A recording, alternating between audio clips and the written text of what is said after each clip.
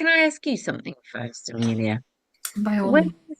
did you first hear about shamanic breath work and start exploring that? Well, it's a simple question and it's a bit of a story, Judy. Um, I found the training by Googling online. I became sort of a little bit obsessed with the breath when I started teaching yoga. And I noticed when I was teaching that something very special was going in the room when we were moving and breathing together in a class. So in vinyasa classes, there is something amazing that happens when you get, 20, 30 people in the studio breathe and move at the same time. And I could also feel in the yin classes that I was teaching that there was a space when everyone was arriving and was a bit still, agitated. You could feel after 15 or 20 minutes in that class, it's like this wave went through and everyone was relaxing and the breath was changing and just the whole atmosphere changed.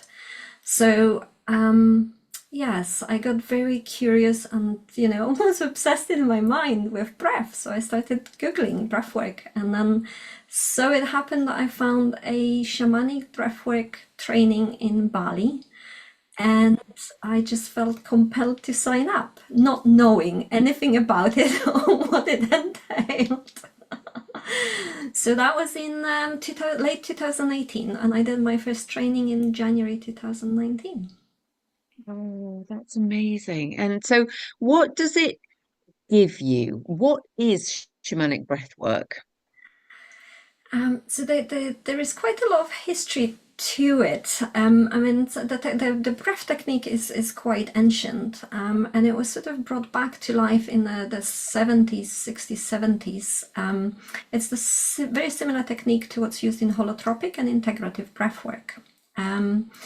And initially, it was used in therapy. So it was kind of brought back by therapists, including Stan Groth, Jacqueline Smalls, who was my teacher's teacher, to help people access parts of our consciousness that we ordinarily don't access. So quite often they Mm. refer to this as non-ordinary states of consciousness or altered states of consciousness.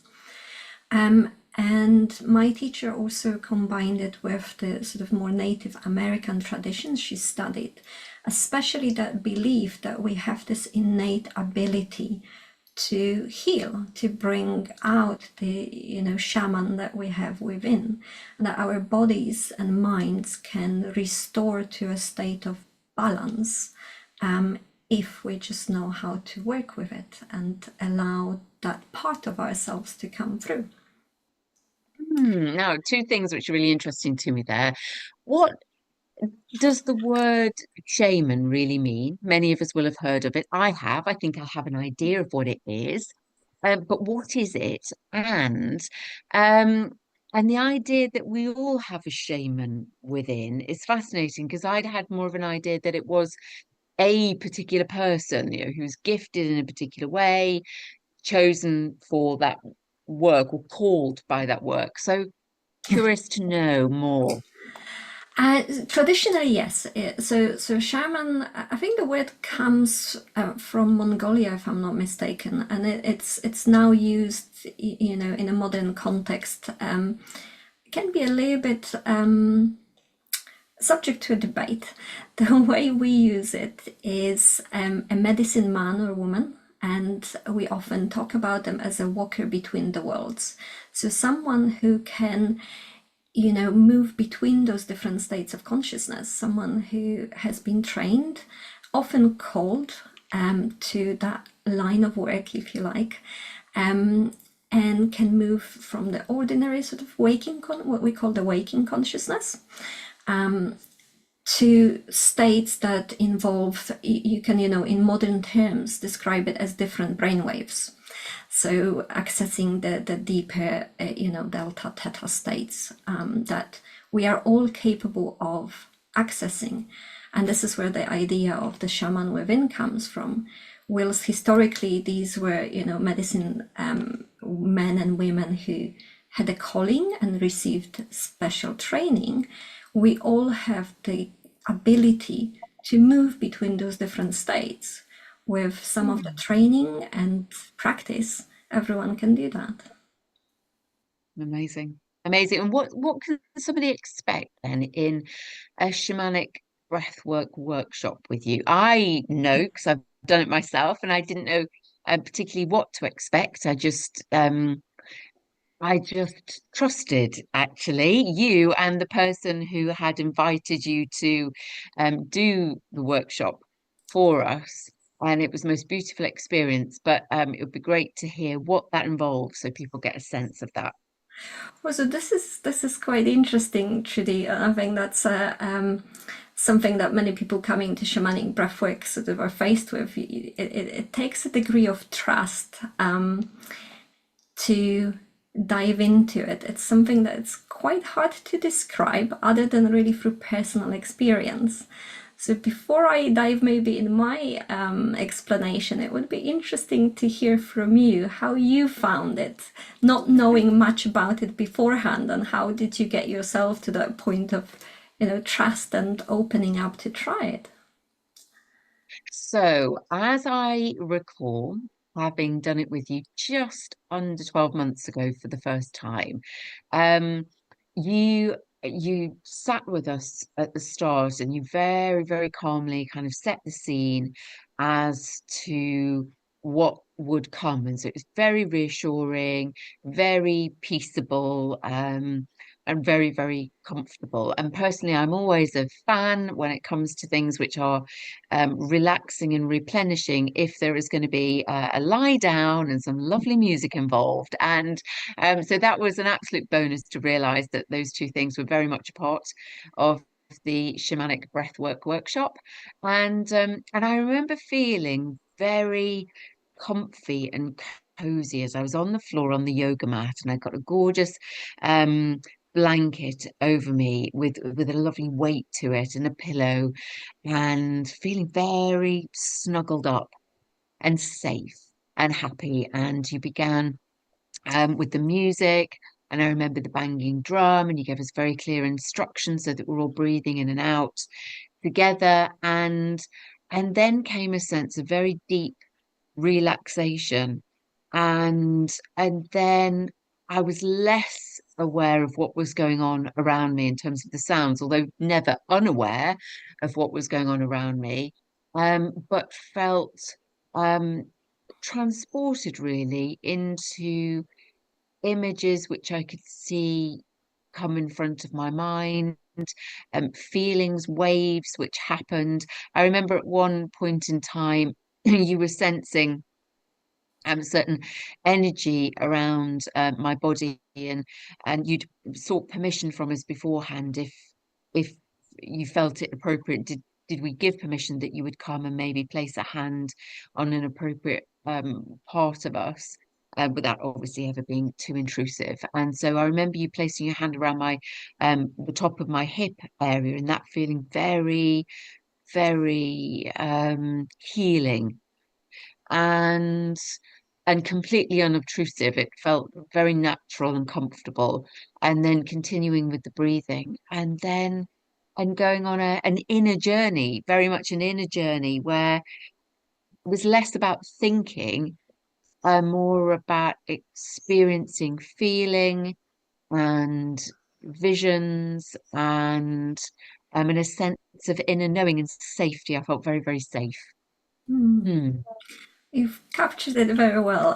It is a very much inner experience, and I like to think about it and talk about it as a journey.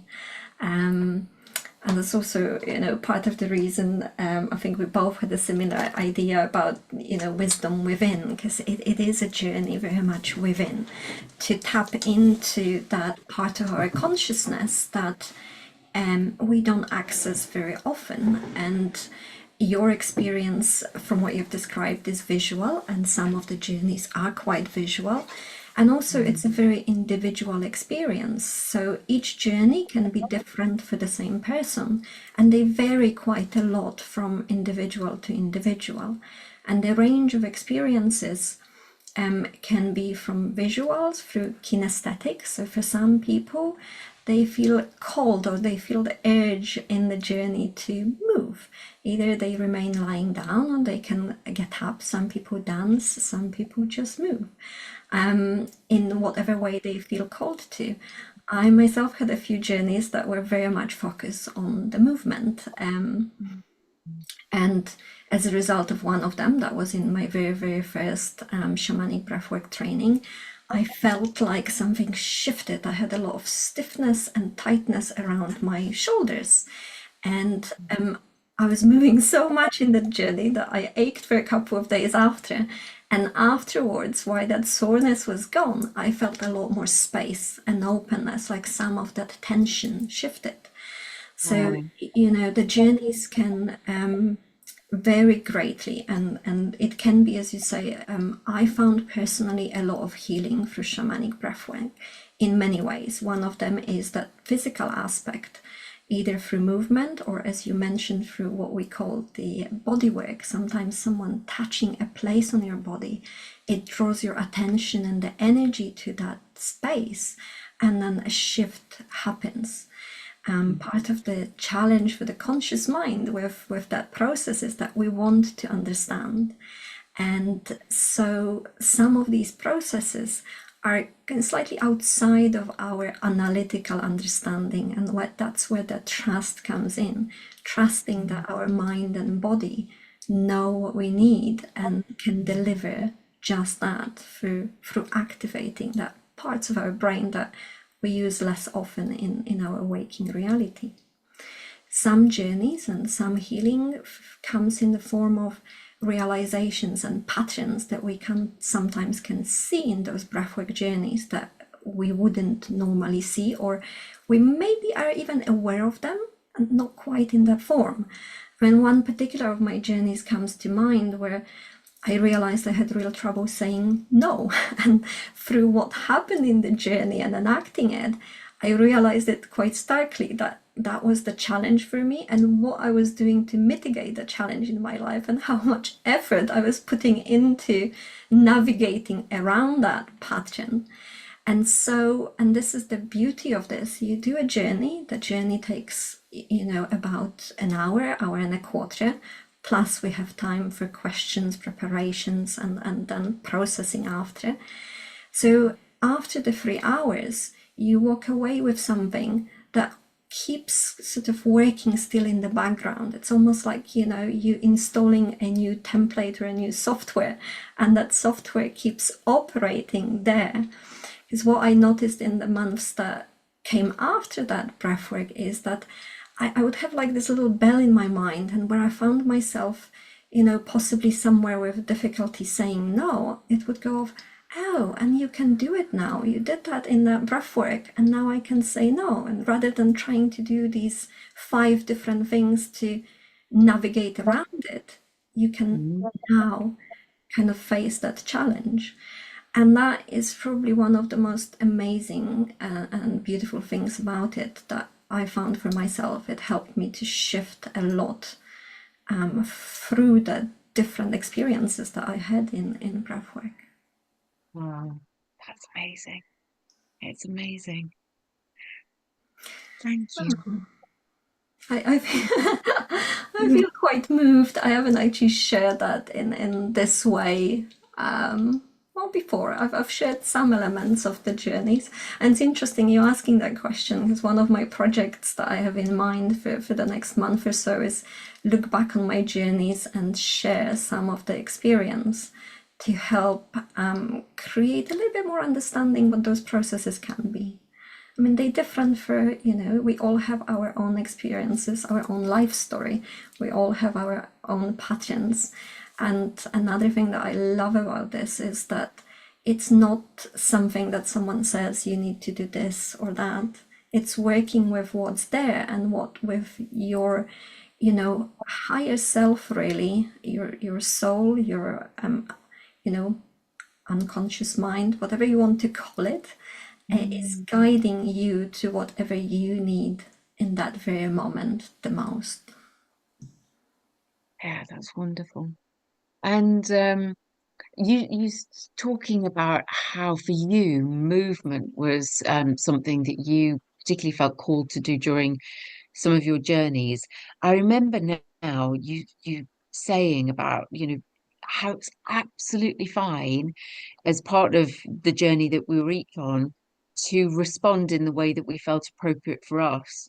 And it's really reassuring to know that who knows, the next time I go on a shamanic journey with you, I might feel that I want to move myself, or to dance or shake things out, or who knows, but to know that it's all okay. Everybody is having their own experience in a safe, supportive, really lovingly held environment, and that it's absolutely okay to have your experience and trusting that inner intuition to respond and be called.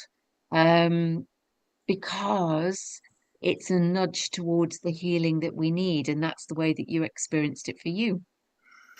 It is, and that's part of the magic of breathwork. And I think that's also where, shamanic breathwork and what you offer with embodiment, there is a compatibility there. Because this is kind of how I felt in your session. And that's what, part of what embodiment for me is, having that safe space where I can drop any of my, limiting beliefs about, am I a good dancer? Can I move? Am I coordinated or not? And can be in a space where it's not about a particular movement, but it's about allowing myself and my body to be where it's at, to stretch or to shake or to gently sway, whatever that happens to be. And I spent many years working as an accountant, working in offices and using what we commonly refer to as the left brain. So techniques like shamanic breathwork and embodiment have become a way for me to connect to the other part of me, the part that wasn't expressed so much and I wasn't in touch with it so much. Because during the day it was all about tasks and numbers, and that's how I was used to operating. And I find actually a great deal of freedom in being able to acknowledge and work with both parts of my brain. That really resonates with me, I have to say, when I think about embodiment, because for many years I relied very heavily on my cerebral capacity, at work, and it was something I kind of, I suppose, had pride in some of my abilities in that regard, but so often at considerable cost to my sleep, my well-being, my self-care. And my embodiment journey over the past nearly 5 years has awoken me to something that, I believe we all know and experience as children, and then we become conditioned to talk in the language of, you need to think about this, you should do this, you must do that, you must do the other. And we reward things which are very much from, products of the mind and analytical thinking, like you say, and logic and kind of success as we see it at work. Perhaps with the exception of sports people as well. They kind of can be amazing in a very specific way. And yet, and yet, we are all a we all have a body. We wouldn't be having the experience that we have here on earth if we hadn't got our bodies. They are our container, and oftentimes we can really abuse our bodies, not only in the ways we might more commonly think about overeating, undereating, too much alcohol, taking drugs, too little sleep, but actually saying, decrying our bodies. I don't like this bit of my body. It's too big, it's too thin, it's too saggy, it's too chunky, it's too knobbly, it's too whatever. Each bit either being too much, too little, not quite enough. And embodiment has really taught me to be massively grateful for the body that I have. And yes, I might occasionally have thoughts about how wouldn't it be lovely if it looked like it did 10 years ago, but it's probably not going to. And the fact is, it's a vital body in which I live, and one which is healthy and well and serves me very, very kindly. And part of embodiment is expressing my gratitude for that and for all that it allows me to do and to be in the world. And I know now that when I walk into rooms, I'm not worrying about what people think of me. It doesn't, that's not the same as arrogance and imagining, oh, I look great and look at me. And because that's all coming from a place of ego, it's a much calmer, centered, more authentic feeling of this is me, this is who I am, and showing up as me and not pretending to be anybody else, not wishing I was somebody else. Although I can, look around and engage with and fully appreciate others and how they show up, and that's wonderful. But I'm not them, they're not me. We don't need to be. Thank goodness that everybody is different, and embodiment through movement and dance and some breath work is a real expression of joy for that. And it's definitely given me a confidence in who I am and my place in the world that I don't think I imagined I'd ever quite have to this extent.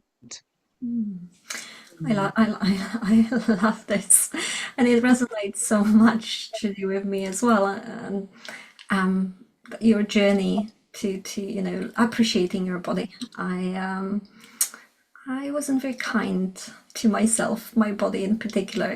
When I think back, 5, 10, 15 years ago, and now looking back, I see how much of my physical well-being has been affected by that. And our bodies are incredibly resilient, and so when we're younger, we have greater capacity, I think, to be okay even when we're not treating our body that well. Having said that, part of my journey and part of the reason I, stuck with and even found shamanic breathwork is that I had a physical illness that was partly a result of not loving my body, not loving that physical vehicle that we're in. And it took me quite a few years of yoga and other techniques to start appreciating and loving the physical body that I have. And the way you were talking about it, it is really about self-love at the end of it, right? Because when we start accepting ourselves, that's when we are ready to start loving ourselves the way we show up. And That is absolutely it. And when we love ourselves, that's when we can love others, isn't it?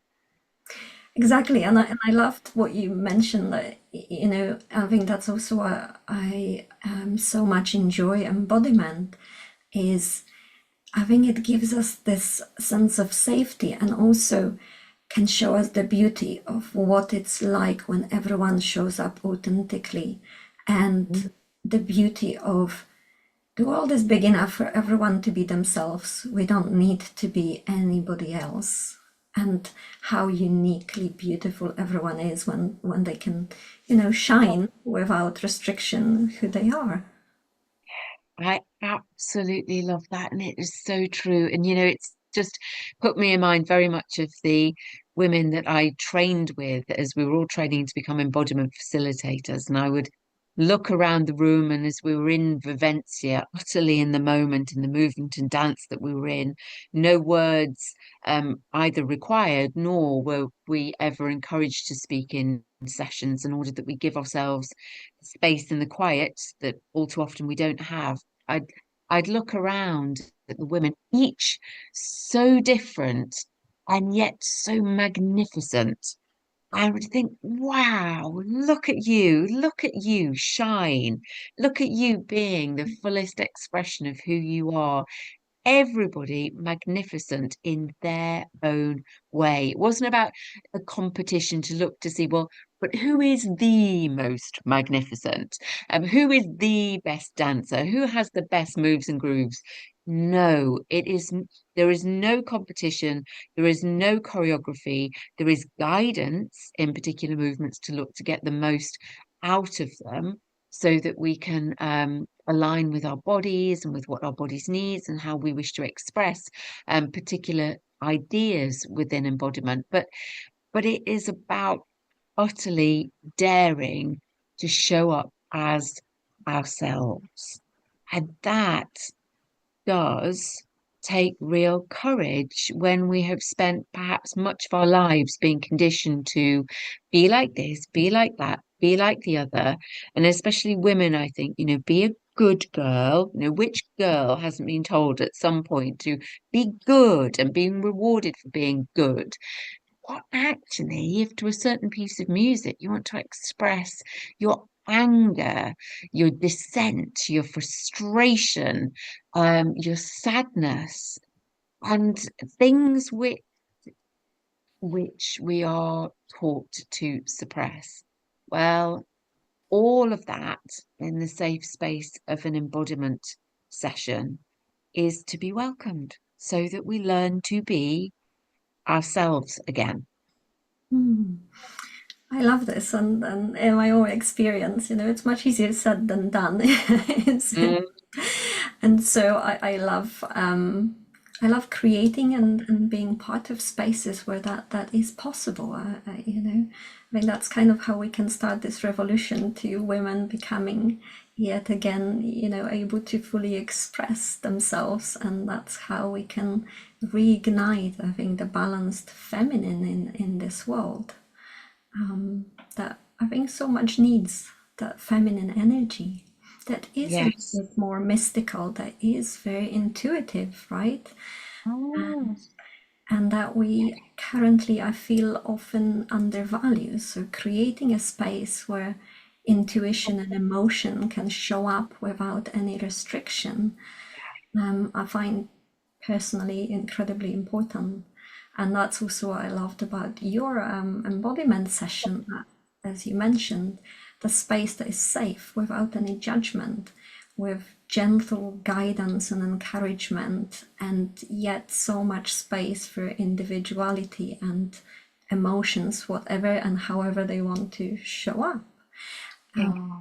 For those who haven't experienced the embodiment, could you give an example of two of the kind of guidance that you give in an embodiment session, and what's the purpose of that guidance? Yeah. So the purpose of the guidance is some of it will be to do with safety and remembering others and so on. But actually, the guidance is about igniting our imagination. And it's not about getting into the head and thinking, oh, how do I do this then? It's very much that we suspend and dissolve our preoccupation with ego and judgment and that self-critique but actually ignite imagination. So one of the things that I've been thinking about recently, somebody said to me earlier today, gosh, it looks like you've done lots of things in January. And I said, well, actually, I've been a seed in soil, wintering, and now we're beginning to see a little bit like some of the seeds of ideas have been growing, and that's what we're starting to see a little bit of. And so I might use ideas like that. And so, to appropriate music, start to imagine that you're a seed on the ground and you've spent this precious time becoming nourished, sustained, growing stronger. There's something utterly um, foundational to your essence that you are going to bloom, but you don't have to do it right yet. There is no requirement to do anything just yet. But how might you slowly, deliberately, sensitively, with courage and optimism, begin to move? And that will look and feel different to different people if we imagine the rise from the floor. And some people might not be ready to rise from the floor because actually that they are still very much within the soil and but leaning into that and feeling it. Whereas for others, we might see tentacles, they could be fingers, it could be an arm, it could be a toe, beginning to move out and bend and move to music to begin to reach for what might come next for the Mm. seed. Um, and that is but one idea. And then sometimes we might do particular walks in a manner um, evoking a particular emotion or a value and walking in that way so that we can start to enjoy trying out different feelings, different emotions, and different states of being. Because the idea with embodiment is that you're not acting out. This is not performance. It is being. In that sense, kind of the clue is in the name. It is being embodied, within one's own body and the fruition, and creating a body of action from an imaginative idea. Mm. I love it. It's like being able to create and live out a story. Mm. Yes, it is. And then in those stories where we're telling ourselves really kind and beautiful things, our body begins to think, wow, like this is good. We feel good and we store that goodness and great stories and feeling in our bodies because our body stores all of that. And where we have stuff we want to let go of, we will do some shaking out and peeling off and getting rid of that stuff in the sessions too. But good stuff, oh, absolutely. Let's keep and store all of that so we can remind ourselves of what an absolute miracle we are. Thank you for this. I already kind of can't wait for the lecture. And the way you describe it is, it's a beautiful celebration of ourselves, isn't it? Of everything Mm. that we are and can be. Yeah. Of every thought, every belief, every emotion that we have. Again, I love that you bring the and allow the space for all the emotions, and Mm. something that I find we sometimes have we've been conditioned to somewhat resist our emotions, and I think what that creates is we massively undervalue them. So again, part of my personal journey, and that's why I appreciate things like embodiment very much, is I learned that emotions have a tremendous amount of value. They tell us what we need. They tell us if something is not quite right, and Yeah. we listen to them. I noticed it through my own, journey, that when I started listening to my emotions and my body more, I feel more aligned. I feel happier. I feel more able to, in a balanced way, assert myself because I understand Mm. what I really need and where maybe what's happening around me does not align with me, Mm. and why. This is, to me, it's part of really knowing yourself, and that's again quite necessary if we want to be authentic rather than repeating what we've been taught. I think you talked about the all the shoulds and the musts, and that's another Right. thing that whenever I catch myself with a should or a must, I start asking, who said that? Where's that Yes. coming from? Yes. Whose voice is that? Is that truly mine or has that come from someone else? And we can so admire qualities in other people and yet or talents that they have and skills, but it doesn't mean that we have to have them or that we could have them or that we're deficient if we don't have them. We have other ones that we can celebrate and enjoy, and some things we can cultivate, and some things we would find harder, or might never wish to do. But it's about celebrating ourselves as we are and who we might allow ourselves to become, whether we're being truly, authentically ourselves. Mhm. It's Mm. beautiful. It's getting to know the seed and then allowing the seed to become a beautiful flower. Yeah. Oh, fabulous. Thank you.